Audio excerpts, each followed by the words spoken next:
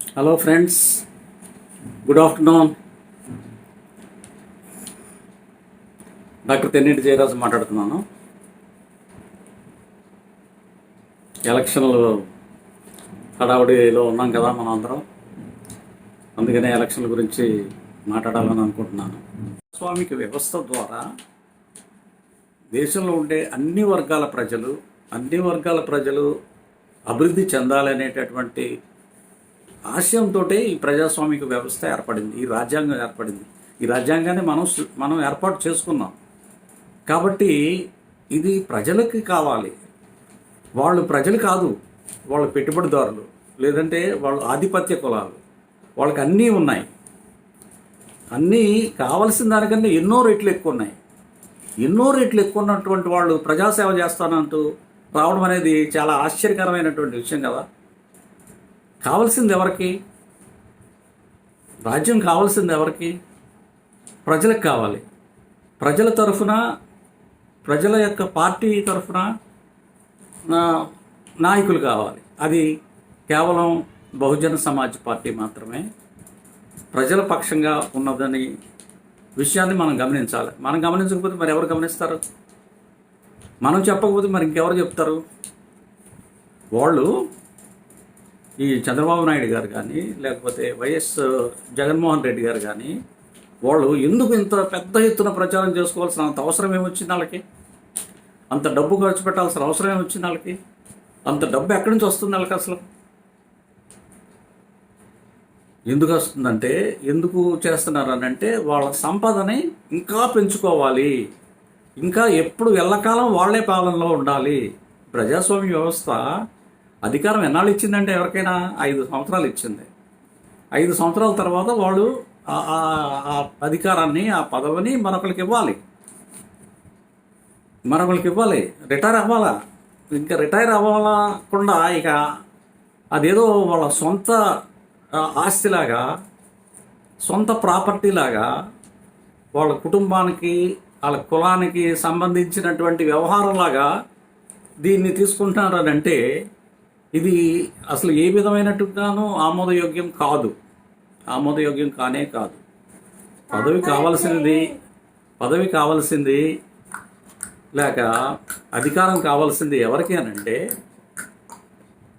ఎవరికైతే అభివృద్ధి అవసరమో వాళ్ళకి కావాలి. వాళ్ళు ఎవరు?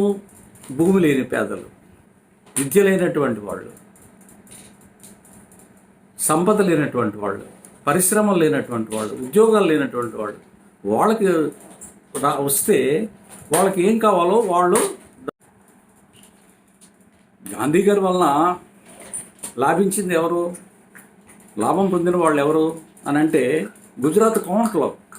గుజరాత్లో ఉండే కౌంట్లో బడా పెట్టుబడిదారులు అయ్యారు. చాలా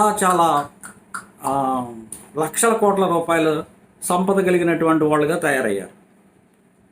అంతేగాని ఈ యొక్క అణగదొక్కబడినటువంటి ప్రజలు, లేదంటే పేద ప్రజలు, లేకపోతే ఏ హక్కులు లేకుండా ఉన్నటువంటి ప్రజలకి ఏమొచ్చింది? చూడండి, బ్రిటిష్ వాళ్ళని మనం ఎందుకు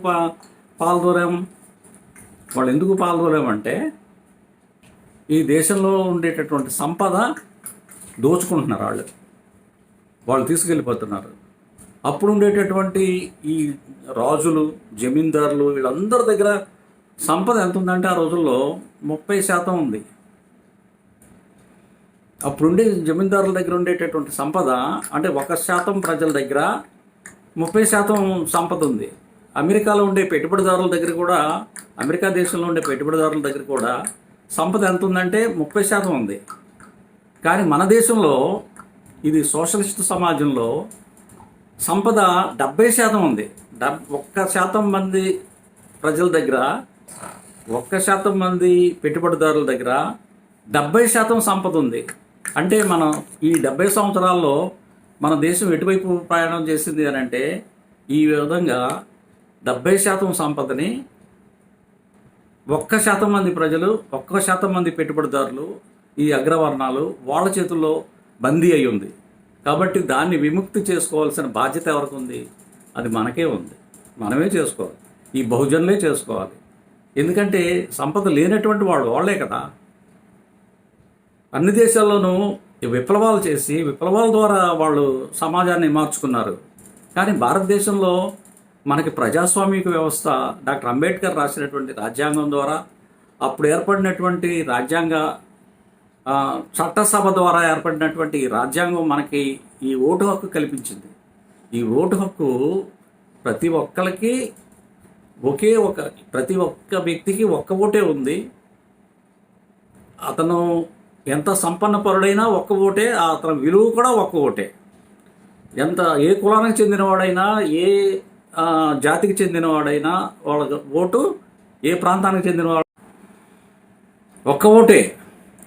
సో ఓటు విలువ ఒకటే. ఆ ఓటు విలువను మనం గమనించాలి.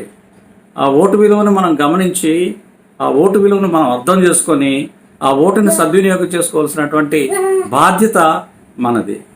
ఆ బాధ్యతను తెలియచెప్పాల్సినటువంటి విషయము, ఆ జ్ఞానాన్ని కలిగించాల్సినటువంటి విషయము విద్యావంతులైనటువంటి వాళ్ళు, మేధావులైనటువంటి వాళ్ళ మీద ఉంది. అయితే ఇప్పుడు సమయం వచ్చింది. ఈ సమయంలో మన తెలివిని ఉపయోగించి, మన తెలివితేటలను ఉపయోగించి మనం ఓటుని మన పార్టీకి వేసుకోవాలి. మన పార్టీ ఏ పార్టీ? ఇప్పుడున్నటువంటి Telugu Desam party, YSRCP, YSR Congress party, Congress, Indian national Congress వాళ్ళు, బీజేపీ వాళ్ళు, అవన్నీ కూడా ఆధిపత్య కులాల యొక్క పార్టీలు. ఆధిపత్య కులాల యొక్క పార్టీలు. అంతేకాదు, కేవలం కుటుంబ పార్టీలు కూడా. కేవలం రెండు కుటుంబాలే 4 పార్టీలని నడిపిస్తున్నాయి. అంటే అర్థం ఏంటి? అంతేకాదు, ఇంకా చూడండి మీరు, పార్టీలు ఒక పార్టీలో నుంచి ఇంకో పార్టీకి జంపింగ్లు చేసేటటువంటి వాళ్ళని మనం చూస్తున్నాం. వాళ్ళు ఏ పార్టీలోకి జంప్ చేస్తున్నారు? కాంగ్రెస్లో నుంచి బీజేపీలోకి వెళ్తున్నారు, బీజేపీ నుంచి కాంగ్రెస్లోకి వస్తున్నారు, వైఎస్ఆర్సీపీలో నుంచి తెలుగుదేశంలోకి వెళ్తారు, తెలుగుదేశం నుంచి వైఎస్ఆర్సీపీలోకి వస్తారు. ఈ విధమైన, అంటే అర్థం ఏంటి? వీళ్ళందరూ కూడా ఒకే ఒకమైన వర్గం. అంతేగాని వీళ్ళందరూ బీఎస్పీలోకి రావట్లేదు కదా, కమ్యూనిస్ట్ పార్టీలోకి రావట్లేదు కదా. ఎందుకంటే ఈ వర్గాలు వేరు, ఆ వర్గం వేరు. ఇది శ్రామిక వర్గానికి ప్రతినిధి. బహుజన సమాజ్ పార్టీ అనేది శ్రామిక వర్గానికి ప్రతినిధి. కాంగ్రెస్ పార్టీ అనేది, బీజేపీ అనేది, అది పెట్టుబడిదారులకి, ఆధిపత్య కులాలకి అది ప్రతినిధి. అందుచేత మనం ఎవరిని బలపరచుకోవాలి? మనం ఎవరికి ఓటు చేయాలి? ఈ ఓటు హక్కు మనకు ఎందుకు వచ్చింది అని అంటే, మనల్ని మనం బలపరచుకోవడం కోసం వచ్చింది ఓటు హక్కు. కాబట్టి మిత్రులారా, మనము మన పార్టీ బహుజన సమాజ్ పార్టీ. మనము ఏనుగు గుర్తుకి ఓటు వేయాలి. ఏనుగు గుర్తుకు ఓటు వేయాలి, మర్చిపోవద్దు. అందరికీ తెలియచేయండి. తెలియచేయాల్సినటువంటి బాధ్యత మనది. నేను ఇంతకుముందు చేసిన వీడియోలో కూడా అది ఈ విషయమే చెప్పాను. ఏమిటి? వ్యక్తులు మారతారు, ఖచ్చితంగా మారతారు. ఎందుకంటే కానీ ప్రజలు మాత్రం అలాగే ఉన్నారు కదా. సో ఆ ప్రజలకి ప్రాతినిధ్యం వహించేటటువంటి పార్టీ బహుజన సమాజ్ పార్టీ. కాబట్టి ఆ బహుజన సమాజ్ పార్టీకి మనం బలపరచాలి, మనము దానికి ఓటు చేయాలి. దాని గుర్తు ఏనుగు గుర్తు. ఏనుగు గుర్తు. కోటీశ్వరులకి కాదు మనం ఓటు చేయాల్సిందే.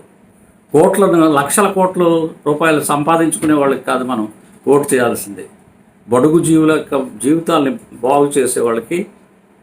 అంటే మన ఓటు మనం వేసుకోవడానికి మనకేం డబ్బు అక్కర్లా, మనకేమీ సంపద అక్కర్లా, మనకేమీ మనం అగ్రకులానికి చెందాల్సిన అవసరం లేదు.